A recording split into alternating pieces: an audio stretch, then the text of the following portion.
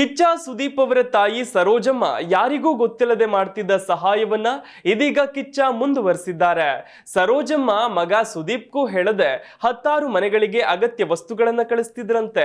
ಹಲವಾರು ಜನರಿಗೆ ರೇಷನ್, ತರಕಾರಿ, ಹಣ್ಣು ಹಂಪಲು ಕೊಟ್ಟು ನೆರವಾಗ್ತಿದ್ರಂತೆ.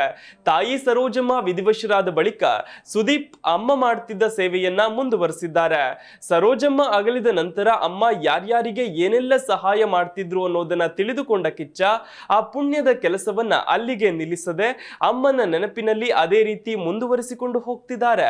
ಕಿಚ್ಚನ ತಾಯಿ ಹತ್ತಾರು ಮನೆಗಳಿಗೆ ರೇಷನ್, ತರಕಾರಿ, ಹೂ, ಹಣ್ಣು ಹಂಪಲು ಕಳಿಸ್ತಿದ್ರು. ಪ್ರೀತಿಯ ಆಪ್ತರಿಗೆ ಕಡ್ಲೆಪುರಿ ಇಷ್ಟ ಅಂತ ಆಗಾಗ ಕಡ್ಲೆಪುರಿ ಕೂಡ ಕಳಿಸ್ತಿದ್ರಂತೆ.